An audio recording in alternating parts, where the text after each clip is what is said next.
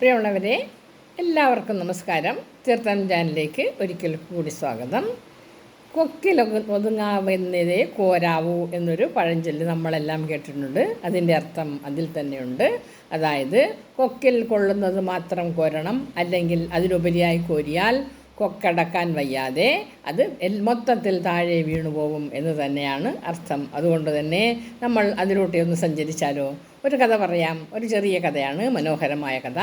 സോംസെറ്റ് മോഗം എന്ന് പറയുന്ന ഒരു ഇംഗ്ലീഷ് കഥാകൃത്ത് ഒരു കഥ എഴുതിയിട്ടുണ്ട്, ദ കൈറ്റ് എന്ന്, പട്ടം എന്നൊരു കഥ. നല്ലൊരു കഥയാണ്. പാവപ്പെട്ട ഒരു അമ്മയും മോനും ഉണ്ടായിരുന്നു. അമ്മ ഭിക്ഷതണ്ടിയാണ് മകനെ വളർത്തുന്നത്. 10 വയസ്സ് പോലും തികയാത്ത മകനായിരുന്നു.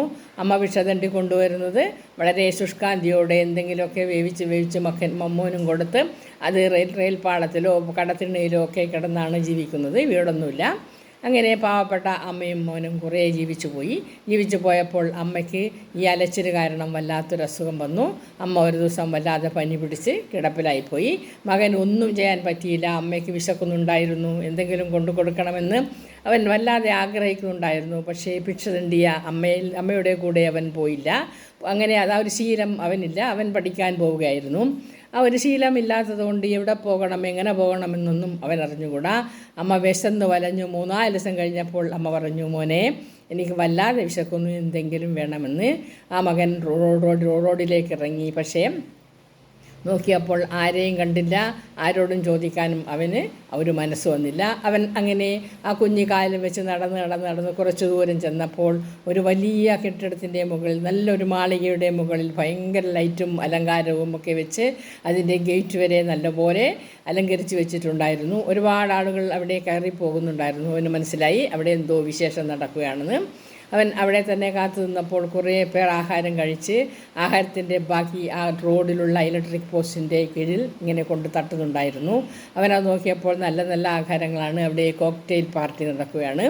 എല്ലാവരും ഇഷ്ടം പോലെ തിന്നിട്ട് വേണ്ടാത്തതെല്ലാം നല്ല ആഹാരങ്ങളായിരുന്നു. എല്ലാം കൊണ്ട് അവിടെ തട്ടുന്നു. ഈ കുഞ്ഞു മനസ്സിൽ തോന്നി അവിടെ കയറി കുറച്ച് ചോദിച്ചാലോ എന്ന്. പക്ഷേ അവൻ്റെ അഭിമാനം അവനെ സമ്മതിച്ചതേയില്ല. അവൻ അവിടെ നിന്നെല്ലാം ഇങ്ങനെ വീക്ഷിച്ച് നോക്കിയിരുന്നപ്പോൾ മനസ്സിൽ ഒരാശയം തോന്നി. ഈ തട്ടിക്കളയുന്ന ആഹാരത്തിൽ നിന്നും കുറച്ച് വാരി എടുത്ത് വീട്ടിൽ കൊണ്ടുപോയാൽ എനിക്കും അമ്മയ്ക്കും കഴിച്ച് വിശപ്പടക്കാമെന്ന്. വിശപ്പിൻ്റെ വിളി അത്രക്കും വലുതാണ്. എച്ചിലായാലും കിട്ടിയാൽ തിന്നാം എന്ന ഒരവസ്ഥയാണ് വിശന്ന് 2-3 ദിവസം വിശന്ന് കഴിയുമ്പോൾ ഉണ്ടാവുന്നത്. ആ കുട്ടി അങ്ങനെ അവിടെ നിന്നും കുറച്ചേറെ നിന്ന് ഇങ്ങനെ ആലോചിച്ചു, ഇങ്ങനെ ഇത് വാരിക്കൊണ്ടുപോകുന്നു. കയ്യിൽ പാത്രമില്ല, ഒരു പേപ്പർ പോലുമില്ല. അങ്ങനെ ആലോചിച്ച് നിന്നപ്പോൾ അങ്ങനെ ദൂരെ ഒരു മലയുടെ മുകളിൽ കുട്ടികൾ ഇങ്ങനെ പട്ടം പറക്കുന്നതായിട്ട് അവൻ കണ്ടു. മലയുടെ താഴെ നിന്ന് കുട്ടികൾ പട്ടം പറപ്പിക്കുമായിരുന്നു.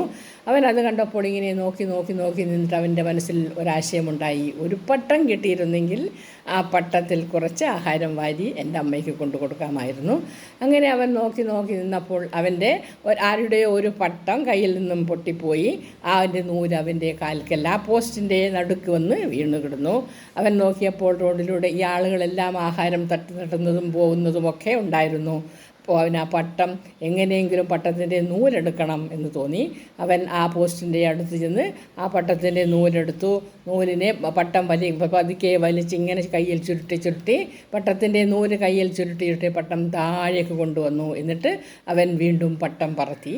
ആ പട്ടം പറത്തി അവൻ ആ പട്ടത്തിനിങ്ങനെ പിടിച്ച് ആ പോസ്റ്റിൻ്റെ അടുത്തേക്ക് വന്നു കഴിഞ്ഞപ്പോൾ അവൻ പട്ടത്തെ താഴ്ത്തി. ചുറ്റും നോക്കി ആരും ഇല്ലായിരുന്നു. അങ്ങനെ ആ പട്ടം താഴ്ത്തി ആ പട്ടത്തിൻ്റെ നൂലെല്ലാം പൊട്ടിച്ച് അതിലെ കമ്പെല്ലാം ഇതെല്ലാം ഇളക്കാൻ പറ്റുന്നത്ര ഇളക്കി അവൻ ആ പട്ടം തറയിൽ വെച്ചുകൊണ്ട് അതിൽ കിട്ടിയ ആഹാരങ്ങളെല്ലാം വാരി കൂട്ടിവെച്ചു. അവൻ അത്രക്കും ആർത്തിയായിരുന്നു. അമ്മയ്ക്കും നിറച്ചു കൊടുക്കാം, എനിക്കും കഴിക്കാമെന്ന മോഹത്തോടെ ആ കുഞ്ഞ് അതെല്ലാം വാരി ആ പട്ടത്തിൽ അങ്ങനെ വാരിയിട്ടു. സന്തോഷത്തോടെ കിട്ടിയല്ലോ എന്നൊരു സന്തോഷത്തോടെ പട്ടം ഇങ്ങനെ പൊക്കിയപ്പോൾ എല്ലാ ആഹാരങ്ങളും കുതിർന്നു. പട്ടം പേപ്പർ ഉണ്ടാക്കിയതായിരുന്നു. എല്ലാം കുതിർന്നിങ്ങനെ നിലത്ത് അവൻ്റെ കാൽ കീഴിൽ അങ്ങ് വീണപ്പോൾ അവൻ കണ്ണുനീരോടെ അവൻ്റെ ആ കാൽ കീഴിലേക്ക് നോക്കി. എല്ലാം പോയിരിക്കുന്നു, ഒന്നുമില്ല, കൊണ്ടുപോവാൻ ഒന്നുമില്ല. അതേ സമയത്ത് അവൻ ആ പട്ടത്തിൽ കൊള്ളുന്നത് മാത്രം വാരി വെച്ചിരുന്നെങ്കിൽ, അവൻ്റെ ഒരു കയ്യിൽ മാത്രം 2 കൈയിലും വാരി കൊണ്ടുപോയിരുന്നെങ്കിൽ ഒരിക്കലും കളയാൻ അവന് ആഹാരം കൊണ്ടുപോവാതിരിക്കാൻ പറ്റുമായിരുന്നില്ല. പക്ഷേ പട്ടം ഇങ്ങനെ നിലത്ത് വീണപ്പോൾ പിന്നെ ഒന്നും കൊണ്ടുപോകാനില്ല. ആ കുഞ്ഞു മനസ്സിൽ തോന്നിയതുമില്ല, കൈ നിറയെ വാരി കൊണ്ടുപോകുമെന്ന് നാണം കൊണ്ടായിരുന്നു. കാരണം കൈ നിറയെ കൊണ്ടുപോകുമ്പോൾ ആരെങ്കിലും കാണും, പൊതിഞ്ഞു കൊണ്ടുപോവാം എന്ന് വിചാരിച്ചായിരുന്നു അവൻ അത് ചെയ്തത്. പക്ഷേ അത് പറ്റിയതേയില്ല. അവൻ ആകാശശൂന്യതയിലെ നോക്കി തേങ്ങിക്കൊണ്ടിരുന്നു.